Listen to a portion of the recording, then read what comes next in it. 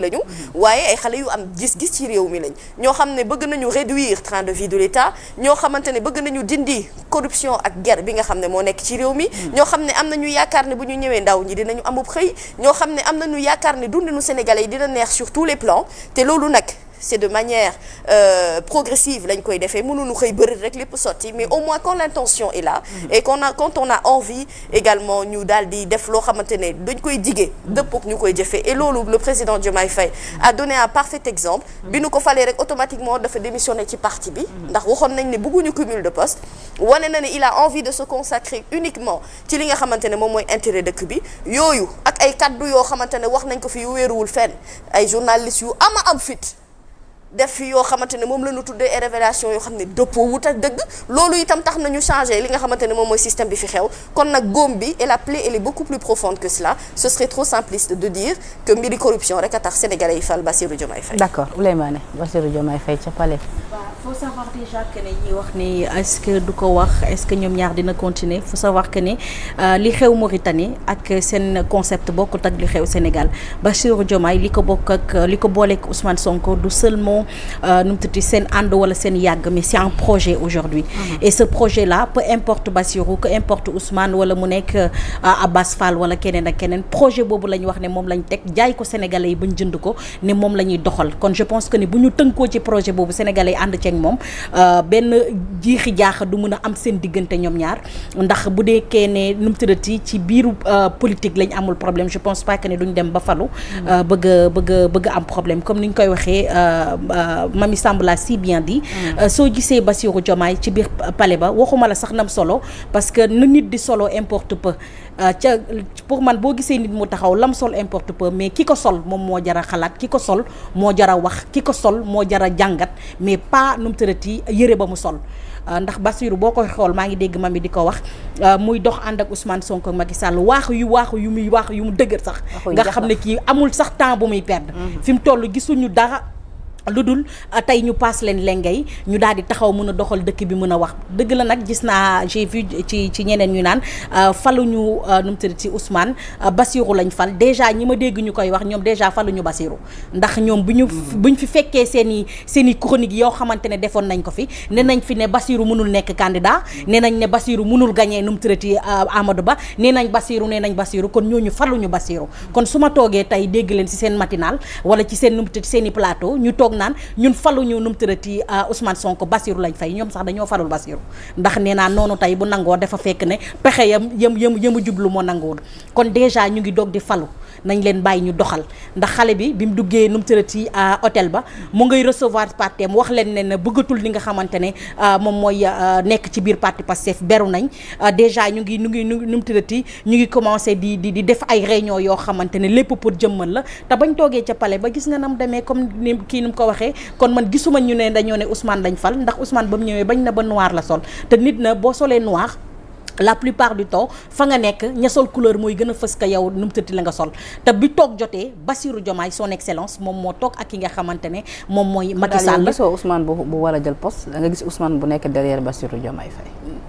man waxuma Ousmane dafa wut nde Sénégal ku ci nekk fa nga war a num tërati fa nga xamante ne fa nga jekkee rek da nga faa war a toog pour liggéey comme ni ma la ko waxee Ousmane bu nekkee ne dafa jekk ci benn poste boo xam ne bu fa toogee dina doxal loo xamante ne dina yóbbu Sénégal foo xamante ne moom mooy beneen pas en avant war naa jël poste daal di fay toog loolu du sénégalais ñoom ñoo koy décider xam nga ñun ñoo koy décider Bassirou Diomaye lañ fal moom nag mu nar a fal premier ministre am boo xam ne mooy fal gouvernement am ñoom ñu doxal ñu ngi leen di doog di fal nañ leen bàyyi ngal la buñ leen numtati ëmbal seen sànqal nañ leen bàyyi ñu doxal mais Bassirou mii nga xamante ne moom laa gis waxuma coleen de mais jëfinam ak waxam wane na li nga xamante ne moom mooy pare nañ li nga xamante ne moom mooy liggéey réew mi su ma gisee nag analyste bi nga tudd léegi Cheikh Yérim naan dafa Bassirou Diomaye boo gisee ñu fal ko c'est parce que numtati corruption la woote dama koy ne moom dafa war a noppi ndax moom analyse am moom ay waxam kenn waratu koo déglu ndax buñ doon déglu ay waxam kese waxoon na fi ne ki nga xamante ne mooy ak ñu munti àndal mënul am 30% ci élection yi xawma 35%. mais il na ci leeral nee na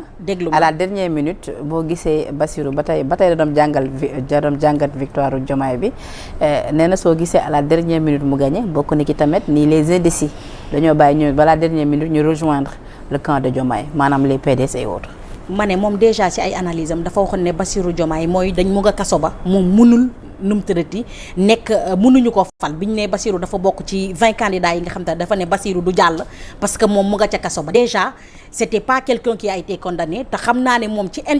nu mu tërati ci bagage intellectuel xam na ne nit koo xamante ne dañ ko nu mu tërati n'est pas condamné définitivement am na ba léegi ay droit am yoo xamante ne mën na ko permettre mu bokk ci élection yi mais ci malhonnêteté tam toog na ne Bassirou Diomaye Faye mënul nekk candidat te conseil constitutionnel du ko valider boo ko déggee mu wax kon kooku mënul def beneen analyse boo xam ne dama koy jël fi mu toll nii bu nekkee ne analyse dafa jot penda te journaliste yi di ko dem jëli nañ ñu sarax ngir yàlla di ñu laajal Diorine Diassé nañ ñu laaleel Kaliphone nu mu të maanaam Kaliphone nañ ñu laajal nu mu tërati kilifa nañ ñu laajal ñi nga xamante ne ñoom Abdou Khadre nañ ñu laajal ñoom Mami Samb nañ ñu laajal ñoom Titi ñoom Pa Assane nañ ñu laajal ñoom Moustapha Diop bu Walf nañ ñu laajal keneen ak keneen mais kii nga xamante ne mooy Yirim ak ñoom day faat ak ñoom concert googu ma dégg ñu def seen coalition Madiambal Diagne bu ñu ko laajal parce que ñoom dañoo def seen analyse yoo xamante ne déglu ma dañoo def seen analyse parce que ça fait 1 an ñuy def seen analyse ne ki nga xamante ne mooy Bassirou Diomaye wala Pastef mënuñu fee gagner élection yi comme ñoom bu nekkee ne ñoom seen nu mu tëdd li nga xamante ne mooy analyse yi ba mu def yàlla da leen a teg leen ne la ñi doon def analyse ne ñii mun nañ gën élection yi kon bu élection yi gagné ñooñu lañ war a laaj parce que nag xoolal journaliste yi ci boppam nga xam ne ñooy laajte ñoo bëgg ruubee ndax bu nekkoon ne laajte rek moo leen ñor ak bëgg a am xel mu sell ak lu leer ak xelu nit ñi duñ laajate ni ñooñu amatuñu droit pour wax dañoo war a noppi ñoom Mami Samb di wax ñii ñoo am droit pour wax ñoom Diorine Diassé di wax ñii ñoo am droit pour wax ñii la Sénégalais war a dégg mais la voix du nord ñoom ñoo ko interviewé ñan ñoo ko nekkuñu ci mim réew da ab lu ñu ba réew lañu nekk nekkuñu ci mim réew daal oui quel que soit Alpha faut savoir que ce Bassirou Diomaye Faye là il est prêt pour travailler mais le travail c'est pas lui seul parce que c'est un projet et ce projet là il travaille déjà et ce projet là c'est un projet boo xamante ne ñoom ñëpp ñoo ko lënkoondoor kii dina ci jàpp madame Blondin bu ci amee poste dina ca taxaw fa nga xamante ne foofu lañ ko wóolu ak fa mu mënee keneen ak keneen ko ne Ousmane dinañ xuloog dinañ juboo nañ ñu ci jàppale rek bañ yegg ci pour l'instant ci liggéey lañ ne. alors madame Blondin ubbi nañ waxtaan bi nag ak suñu gan lan ngeen fas yéene indi comme réforme à rappeler que ni yéen ci allié Diomaye ngeen bokk tey jii accédé ngeen au pouvoir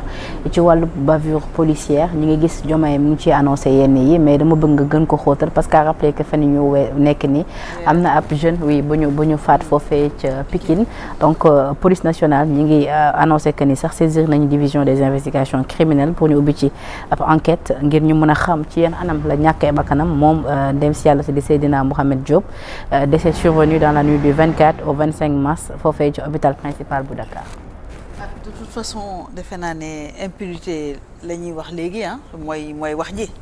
c'est-à-dire que bu événement yu mel ni amee kenn dootu ko suul parce que vraiment bari na fi at yi passé maa ngi fàttaliku rek ki fi ñëwoon vacances defe naa jóge Italie vers Hann la pont wu Hann dañ ko jàpp mu dem commissariat ñu ne dee na contrôle de type contrôle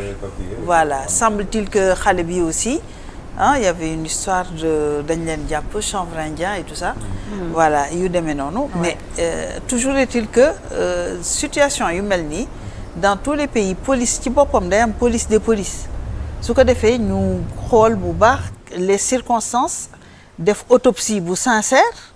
delloo corps bi famille bi parce que dara fàtteguñu dara daal ay Didier Badji ay Fulbert Sambou ay Mancabou ci biir commissariat ñu dee lépp a ngi ci suñu bët fi ñu toog nii di wax loolu il faut que ça cesse maintenant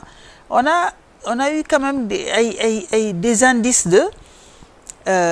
ay nervis wala des marrons xaw ma lan du feu ou quelque chose comme ça nu ñu leen di wooyee yoo xam ne dañ leen intégrer rapidement ci dans les corps de sécurité ñii gendarmerie ñii police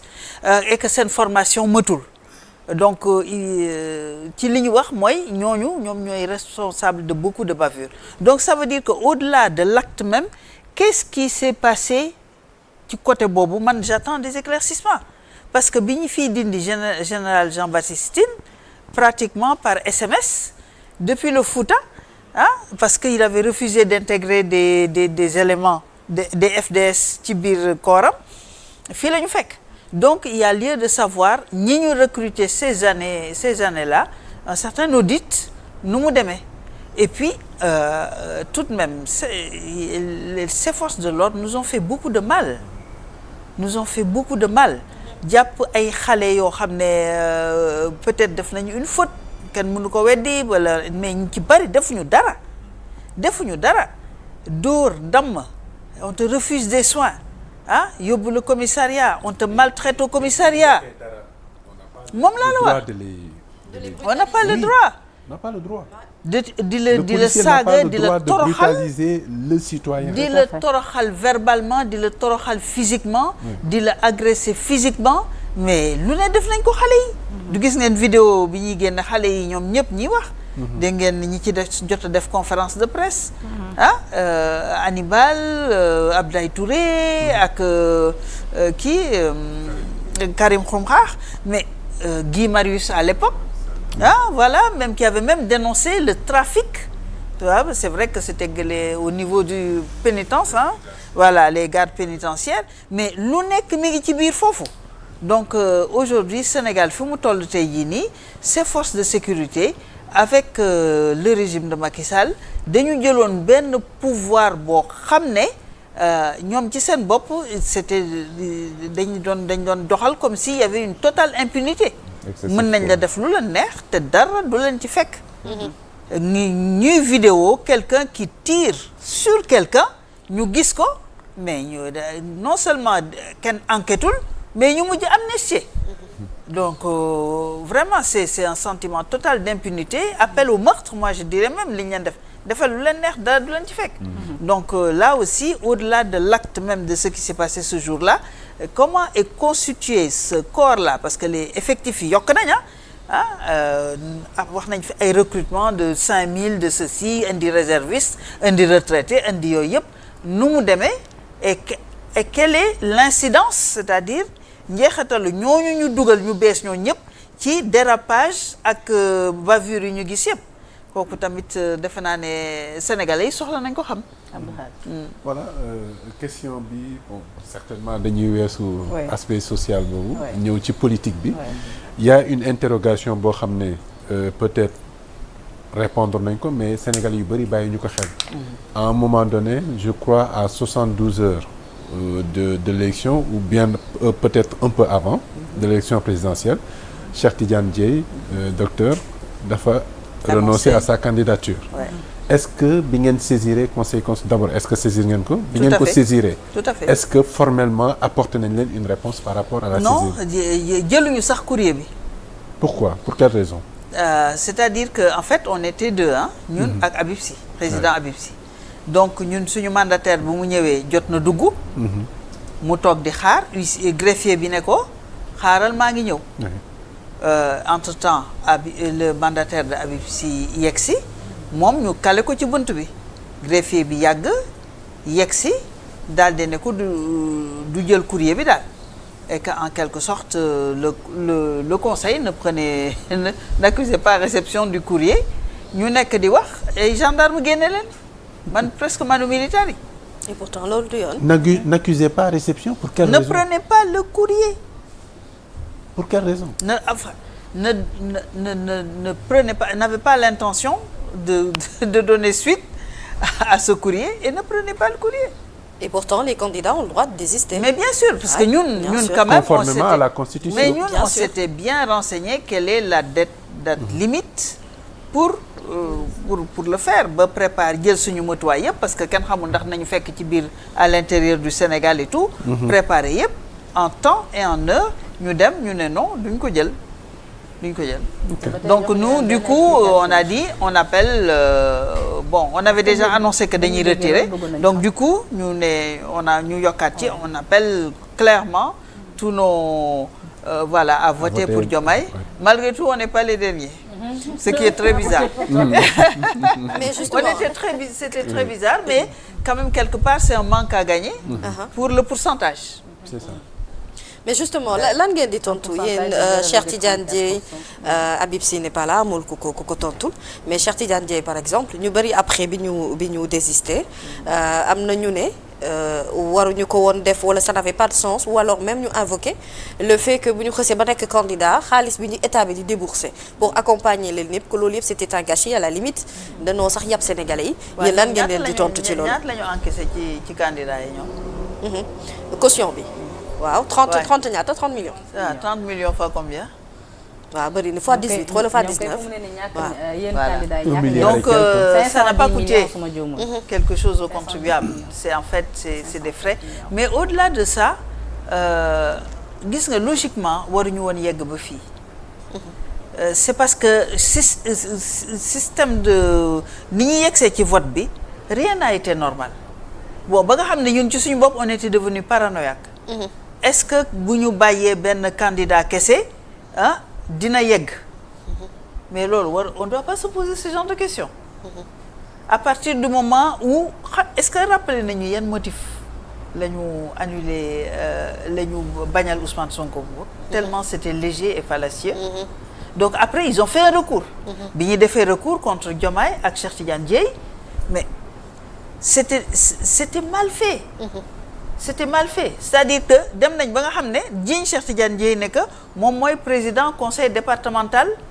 bu Ziguinchor alors que Amadou Ba était avec le président du conseil départemental de Ziguinchor et que c'est son mandataire à lui qui a déposé le recours. Donc il y avait une espèce de persécution boo xam ne tous azimuts ñun on était